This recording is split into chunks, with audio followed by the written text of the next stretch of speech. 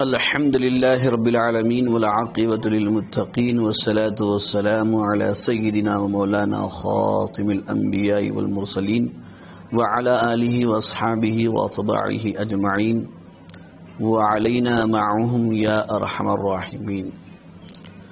عزیز طالبات، اللہ تبارک و تعالیٰ کا ہم پر بے پناہ فضل و کرم اور احسان ہوا۔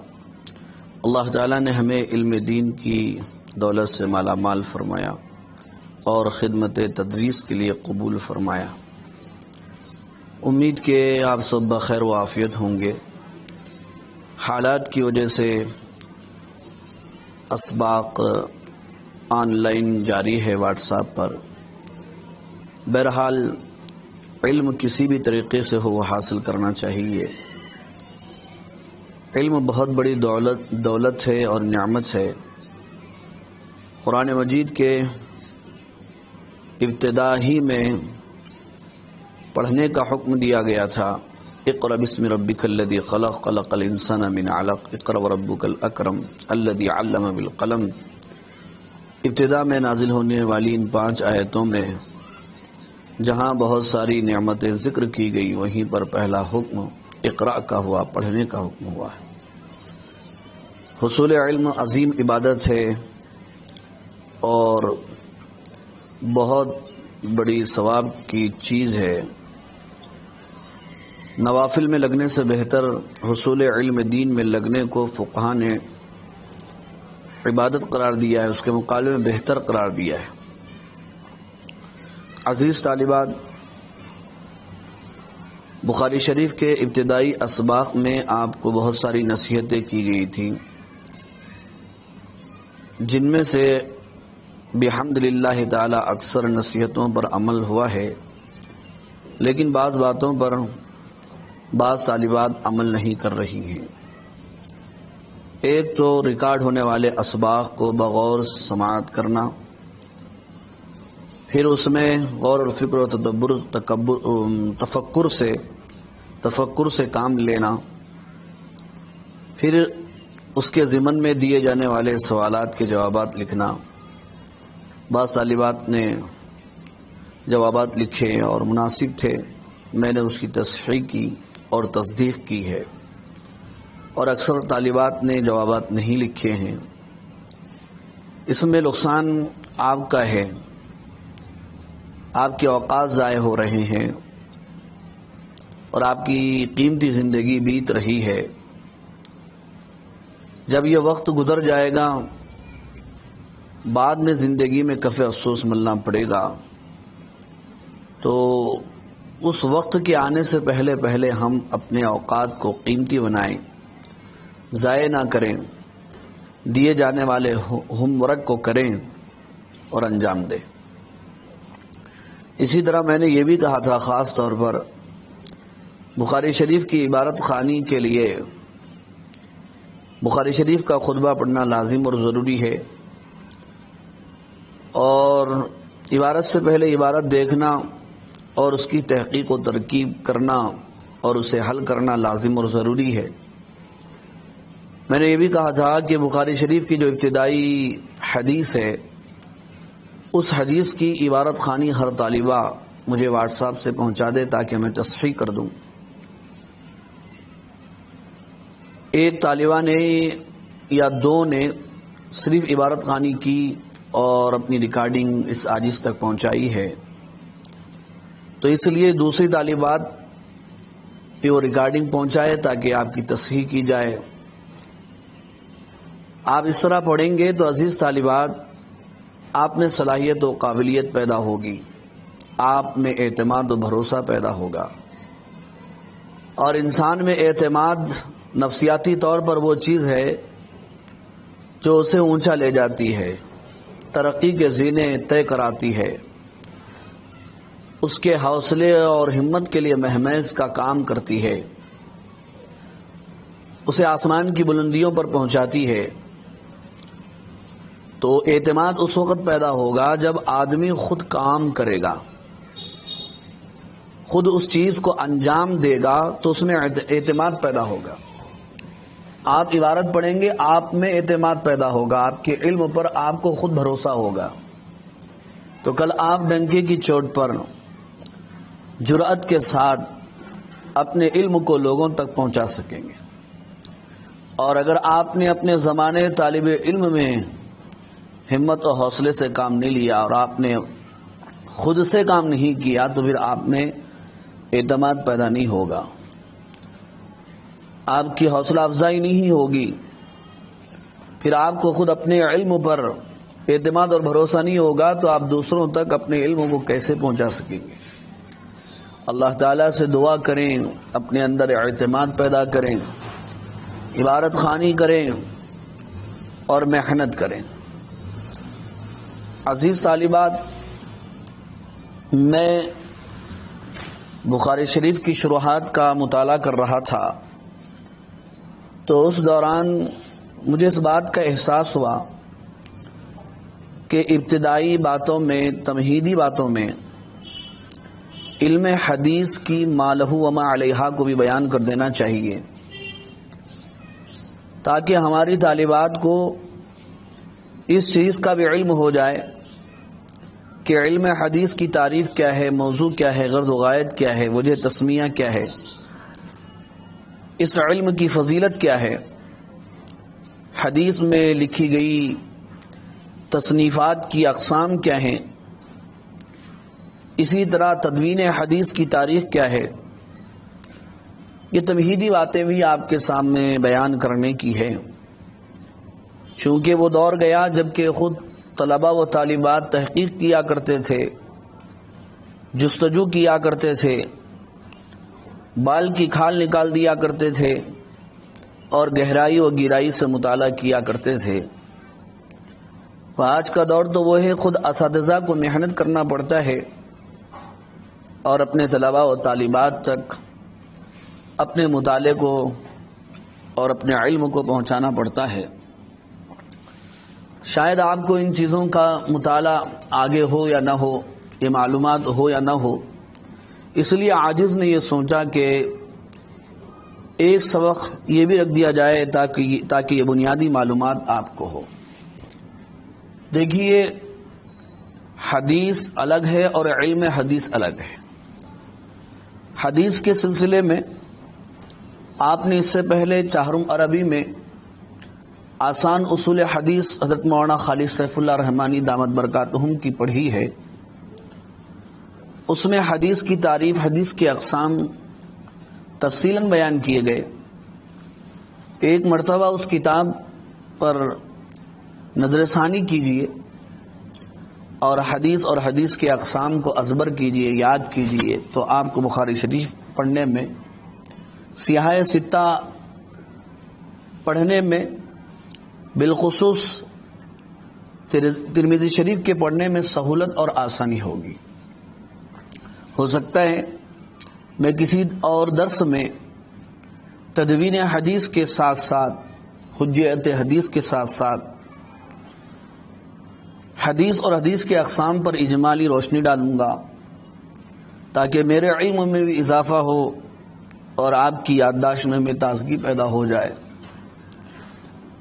آج مجھے انہی مذکورہ چیزوں پر گفتگو کرنا ہے، اس پر آپ توجہ اور دھیان دیجیے.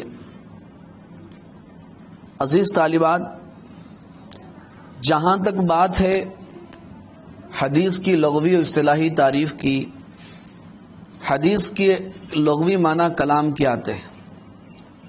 لغتاً ہر قسم کے کلام، ہر قسم کی گفتگو کو حدیث کہا جاتا ہے. حدیث کے معنی کلام کے، یا بیان کرنے کے، یا گفتگو کرنے کے ہیں. قرآن میں بھی لفظ استعمال کیا گیا. اللہ تعالیٰ نے اپنے محبوب سے فرمایا وَأَمَّا بِنِعْمَةِ رَبِّكَ فَحَدِّثْ. میرے پیغمبر، میرے محبوب، آپ اپنے رب کی نعمتوں کو بیان کیجئے. فحدث، بیان کیجئے، بیان کرنا، کلام کرنا. اس کا معنی مفسرین نے یہاں پر یہ کیا ہے. لیکن اصطلاح میں یہ حدیث کا لفظ آپ صلی اللہ علیہ وسلم کے لیے خاص ہے. صرف آپ کے کلام کو ہی حدیث کہا جائے گا. آپ کے علاوہ کسی اور انسان کے کلام کو حدیث نہیں کہا جا سکتا. یہ آپ صلی اللہ علیہ وسلم کی خصوصیات میں سے ہیں۔ صحابہ کے کلام کو بھی اگر حدیث کہا جاتا ہے تو وہ آپ صلی اللہ علیہ وسلم سے سنتے ہیں، روایت کرتے ہیں، لوگوں کے سامنے بیان کرتے ہیں، اس لیے حدیث کہا جاتا ہے یا روایت کہا جاتا ہے۔ تو اصطلاح میں آپ صلی اللہ علیہ وسلم کے اقوال و افعال، تقریرات و احوال کو حدیث کہتے ہیں۔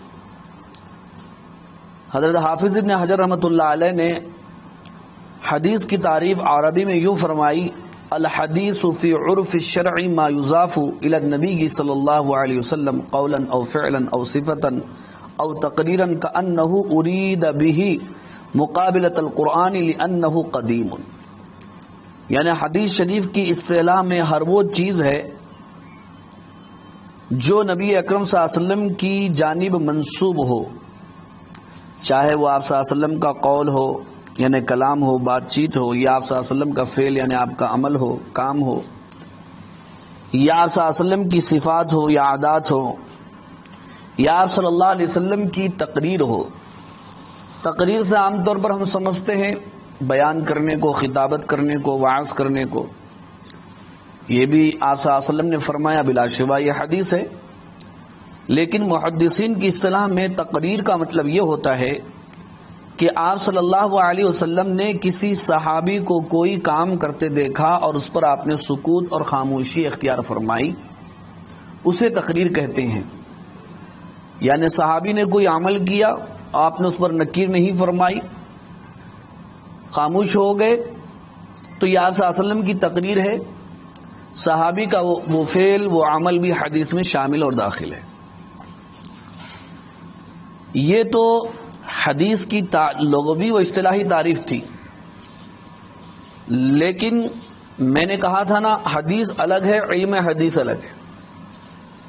علم حدیث کی تعریف کیا ہے؟ ملاحظہ فرمائیں، علامہ عینی علیہ الرحمہ نے علم حدیث کی تعریف آسان لفظوں میں یہ فرمائی: فَهُوَ عِلْمٌ يُعْرَفُ بِهِ اقوال رسول اللہ صلی اللہ علیہ وسلم وافعالہ واحوالہ۔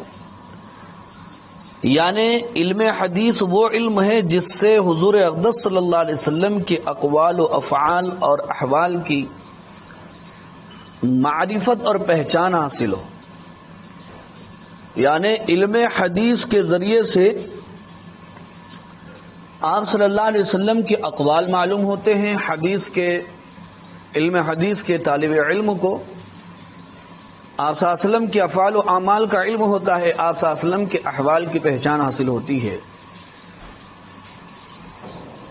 پہچان سے کیا مراد ہے؟ یعنی کہ احوال سے کیا مراد ہے؟ احوال سے مراد آپ صلی اللہ علیہ وسلم کے افعال، آپ صلی اللہ علیہ وسلم کی سیرت طیبہ، اور اسی طرح آپ صلی اللہ علیہ وسلم کے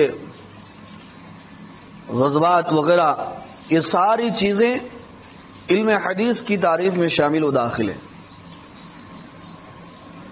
علم حدیث کی دو قسمیں شارحین بیان فرماتے ہیں، ایک ہے علم روایت حدیث اور ایک ہے علم درایت حدیث۔ علم روایت حدیث کی تعریف یوں کی گئی: هو علم يشتمل على نقل احواله صلی اللہ علیہ وسلم قولا او فعلا او تقریرا او صفتا۔ یعنی جس علم میں حضور صلی اللہ علیہ وسلم کے احوال کو نقل کیا جائے، چاہے آپ صلی اللہ علیہ وسلم کے اقوال کو نقل کیا جائے، یا آپ صلی اللہ علیہ وسلم کے افعال کو نقل کیا جائے، یا آپ صلی اللہ علیہ وسلم کی تقریر کو نقل کیا جائے، یا آپ صلی اللہ علیہ وسلم کی صفات کو۔ اس میں احوال کا لفظ عام ہے، اس میں افعال اختیاریہ بھی شامل ہوں گے، افعال غیر اختیاریہ بھی شامل ہوں گے۔ مثلا آپ صلی اللہ علیہ وسلم کا حلیہ مبارک ہے، آپ صلی اللہ علیہ وسلم کی رفتار و گفتار، آپ صلی اللہ علیہ وسلم کی ولادت یا وفات، واقعات وغیرہ، یہ سب وہ احوال ہیں جو غیر اختیاریہ ہیں، یہ احوال کے اندر جو ہے شامل اور داخل ہے۔ تو جس علم میں صرف آپ صلی اللہ علیہ وسلم کے اقوال کو، افعال کو تقریرات کو، صفات کو بیان کیا جائے، صرف بیان کیا جائے، اس کی تشریح نہ کی جائے اور اس کی توضیح نہ کی جائے، صرف بیان کیا جائے، اس کو علم روایت حدیث کہتے ہیں۔ اور علم درایت حدیث کس کو کہتے ہیں؟ علم درایت حدیث وہ علم ہے جس میں آپ صلی اللہ علیہ وسلم کے اقوال اور افعال اور احوال کی تشریح کی جائے، یعنی حدیث کے الفاظ کے معانی بیان کیے جائیں اور مطالب ذکر کیے جائیں، اس سے مسائل کا استنباط ہو اور بظاہر متعارض احادیث میں تطبیق دی جائے، اس کو علم درایت حدیث کہا جاتا ہے۔ جیسے ایک حدیث ہے انما الاعمال بالنیات، میں نے بیان کر دیا، یہ علم روایت حدیث، علم روایت حدیث میں آ جائے گا۔ صرف بیان کیا میں نے، نہ ترجمہ کیا، نہ اس کا مطلب بیان کیا، نہ میں نے اس کی تشریح کی، مسائل کا استنباط کیا، صرف بیان کی، علم روایت حدیث ہے۔ اور علم درایت حدیث اس کو کہتے ہیں انما الاعمال بالنیات، میں نے حدیث بیان کیا، ساتھ میں اس کا ترجمہ بھی کیا، اس کی تشریح کی، اس کی توضیح کی، اس سے مسائل کا استنباط اگر میں نے کیا تو یہ علم درایت حدیث میں آ جائے گا۔ تو یہ ایک ہے علم روایت حدیث اور ایک ہے علم درایت حدیث۔ ایک اور نقطے کی بات میں آپ کے سامنے بیان کرنا چاہوں گا کہ دو لفظ پڑھنے کو ملتے ہیں، ایک ہے حدیث اور ایک ہے سنت۔ عام طور پر لوگ حدیث اور سنت میں فرق نہیں کرتے، حدیث اور سنت کو ایک سمجھتے ہیں، انہیں حدیث سے مراد بھی حدیث، سنت سے مراد بھی سنت، لیکن دونوں میں بڑا فرق ہے۔ دونوں میں فرق یہ ہے کہ حدیث آپ صلی اللہ علیہ وسلم کے تمام افعال کو کہا جاتا ہے، چاہے وہ جائز الاتباع ہوں یا ممنوع الاتباع ہوں۔ دیکھیے آپ صلی اللہ علیہ وسلم کے افعال اور اعمال میں بعض افعال و اعمال ایسے ہیں جو امت کے لیے منع ہیں، آپ صلی اللہ علیہ وسلم کے لیے وہ خاص ہیں۔ آپ صلی اللہ علیہ وسلم نے 11 شادیاں کی، تو یہ حدیث تو ہے، لیکن امت کے لیے یہ منع ہے۔ کوئی بھی امتی ایک وقت صرف 4 نکاح کر سکتا ہے، اس سے زیادہ نہیں کر سکتا ہے۔ تو دیکھیے یہ حدیث تو ہے، لیکن یہ آپ صلی اللہ علیہ وسلم کے لیے خاص ہے، امتی اس کے اوپر عمل نہیں کر سکتا ہے۔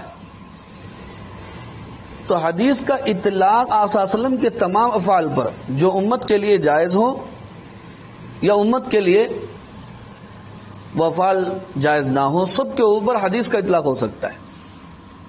لیکن سنت کا اطلاق صرف آپ صلی اللہ علیہ وسلم کے ان افعال پر ہوتا ہے جو امت کے لیے جائز، یا جس سنت پر امت متواتر عمل کرتی ہوئی آئی ہو، اسے آپ سنت کہیں گے۔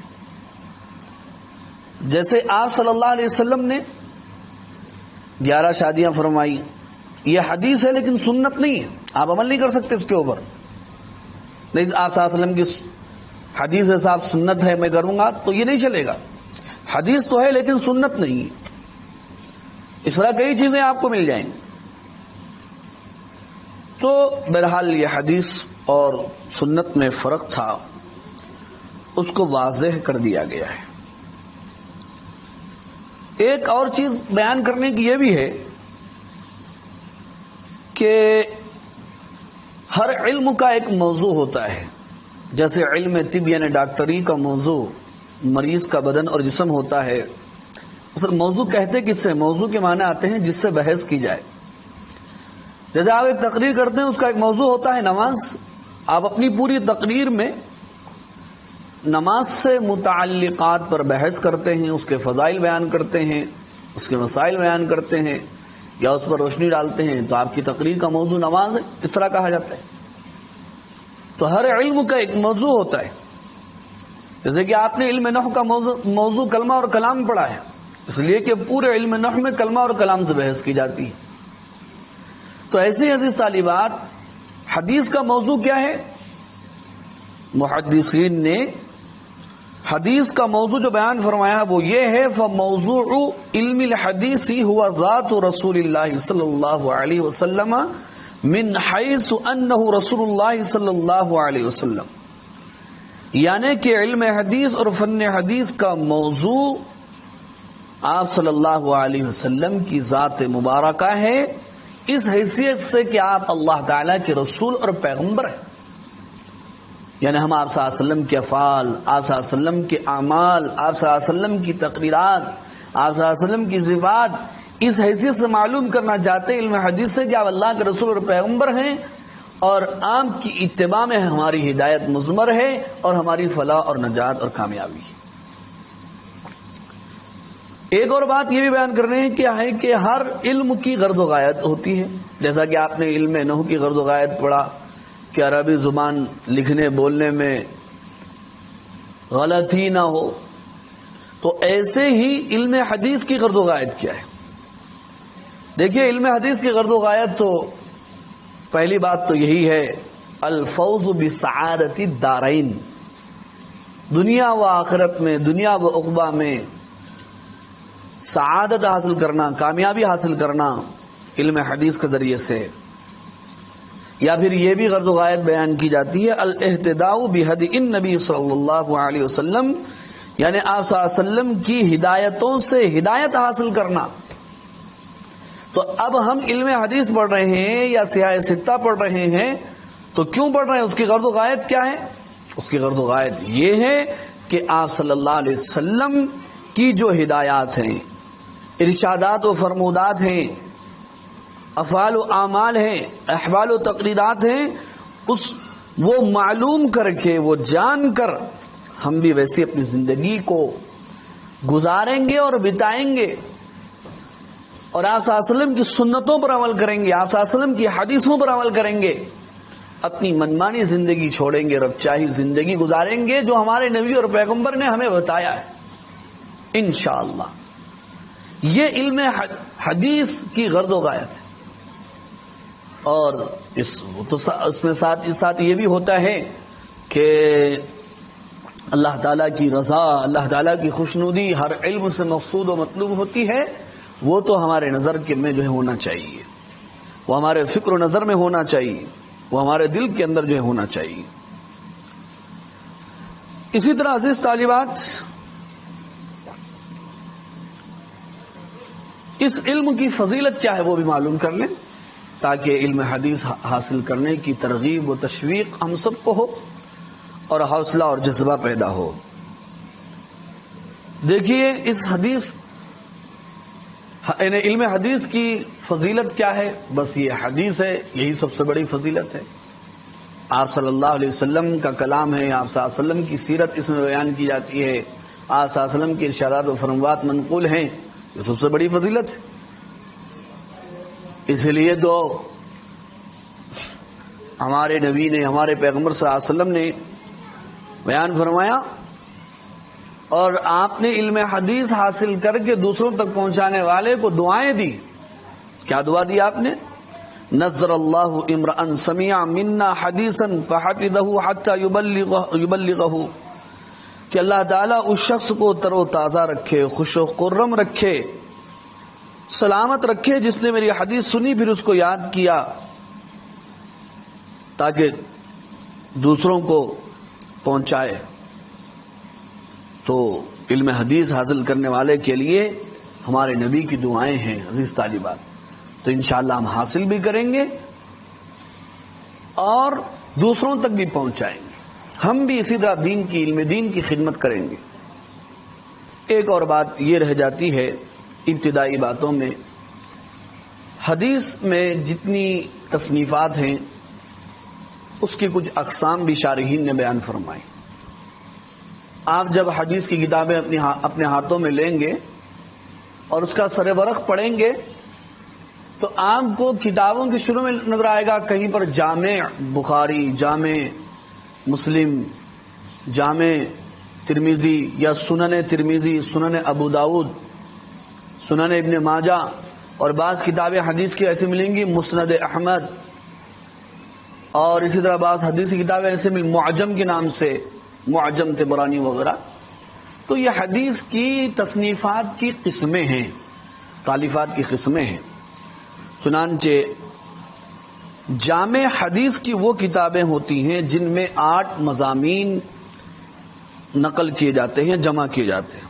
اس سے پہلے بھی کسی سبق میں غالباً میں نے ذکر کیا ہے. وہ 8 مضامین یہ ہیں، جس حدیث کی جس کتاب میں آپ صلی اللہ علیہ وسلم کی سیرت ہو، یا معاشرت کے آداب، کھانے پینے وغیرہ کے آداب، یا تفسیر اور عقائد، فتن، احکام، اشراط الساعہ، قیامت کی نشانیاں اور مناقب، صحابہ کے مناقب وغیرہ ذکر کیے جائیں. یا 8 مضامین جس میں منقول ہو، حدیث کی اس کتاب کو جامع کہا جاتا ہے. چنانچہ بخاری جامع ہے، مسلم جامع ہے، ترمذی بھی جامع ہے. اسی طرح دوسری قسم ہے حدیث کی کتابوں کی تصنیفات کی سنن. سنن حدیث کی وہ کتابیں ہیں جن میں احکام کی احادیث کو ابواب فقہ کی ترتیب پر جمع کیا گیا ہو، جیسے نسائی، ابو داؤد، ابن ماجہ وغیرہ ہے. فقہ کی جو کتابیں ہوتی ہیں ان میں مسائل کا بیان ہوتا ہے. تو فقہ کے مصنفین اپنی کتابوں کو جو ترتیب دیتے ہیں، عام طور پر کتاب الطہارت ہے، طہارت کا بیان، پھر اس کے بعد کتاب الصلاۃ ہے، پھر کتاب الصوم ہے، کتاب الحج ہے، کتاب الشفعہ ہے، پھر جو ہے کتاب البیع ہے وغیرہ. یہ جو ترتیب ہوتی ہے اسی ترتیب پر حدیث کے جس مصنف نے اپنی کتاب کو ترتیب دی ہو اس کو سنن کہتے ہیں. چنانچہ ترمذی جامع بھی ہے، اس میں وہ 8 مضامین بھی آئے ہیں. پھر وہ سنن بھی ہے اس لیے کہ امام ترمذی نے، امام نسائی اور اسی طرح ابو داؤد اور ابن ماجہ وغیرہ کے مصنفین نے حدیث کی اپنی کتاب کو ایسے جو ہے لکھا ہے کہ ابواب فقہیہ کی ترتیب کو ملحوظ رکھا ہے. چنانچہ ترمذی کو آپ دیکھ لیجئے، پہلے کتاب الطہارت ہے، پھر کتاب الصلاۃ، کتاب الصوم، کتاب الحج وغیرہ کی ترتیب ہے. یہ فقہ کے جو مصنفین ترتیب اختیار کرتے ہیں وہ ترتیب اختیار کی گئی ہے. اسی طرح ایک قسم بیان کی جاتی ہے حدیث کی کتابوں کی مسند. مسند حدیث کی ان کتابوں کو کہتے ہیں جن میں احادیث کو صحابہ اکرام رضوان اللہ تعالی علیہم اجمعین کی ترتیب پر لکھا گیا ہو، یعنی ایک صحابی کی تمام احادیث کو ایک جگہ جمع کر دیا جائے. اب اس میں یہ نہیں دیکھا جائے کہ یہ کتاب الطہارت کی حدیث ہے، یا کتاب الصلاۃ کی ہے، یا کتاب الصوم کی ہے، یا کتاب الحج کی ہے، یا کتاب البیع کی ہے. یہ نہ دیکھا جائے، صرف یہ کہ صحابی کی جتنی روایتیں ہیں اس ساری روایتوں کو جو ہے ایک جگہ جمع کر دیا. چنانچہ بعض مصنفین محدثین نے ایسا فرمایا کہ پہلے حضرت ابوبکر صدیق رضی اللہ عنہ کی روایتوں کو نقل کیا، پھر اس کے بعد حضرت عمر رضی اللہ تعالیٰ عنہ، پھر اس کے بعد حضرت عثمان، پھر اس کے بعد حضرت علی رضوان اللہ تعالیٰ علیہم اجمعین کی حدیثوں کو اس طرح نقل کیا ہے، اس کو مسند کہا جاتا ہے. اسی طرح حدیث کی ایک کتاب ہے، وہ کی قسم ہے معجم. معجم وہ کتاب ہے جس میں محدث یعنی حدیث بیان کرنے والے اپنے اساتذہ کی ترتیب پر احادیث کو جمع کیے ہوں. جیسے معجم طبرانی ہے تو وہ انہوں نے جو کتاب لکھی ہے ایسی ترتیب پر کہ پہلے اپنے جو استاد تھے، اپنے استاد سے انہوں نے جتنی حدیثیں سنی تھی، یاد کی تھی، پہلے ایک استاد کی حدیثوں کو نقل کر دیا، پھر اس کے بعد دوسرے استاد کی، پھر تیسرے استاد کی. تو ایسی جو ترتیب پر کتابیں لکھی گئی ہوں اس کو کیا کہتے ہیں؟ معجم کہتے ہیں. یہ حدیث کی کتابوں کی تقسیم تھی. آج کے لیے بس اتنی ہی گفتگو ہے. یہ چیزیں ہیں، آپ اسے یاد کیجئے، دھیان سے سنیے، پھر اسے یاد کیجئے، اپنی کتابوں میں ان کاپیوں میں نوٹ کرنے کی کوشش کیجئے. جو سوالات آپ کو دیے جا رہے ہیں اسے حل کیجئے. اللہ تعالیٰ سے دعا ہے اللہ تعالیٰ آج کے ہمارے اس درس کو قبول و منظور فرمائے اور تادم حیات ایمان اخلاص صحت پر قائم دائم رکھے اور مرتے وقت کلمہ نصیب فرمائے.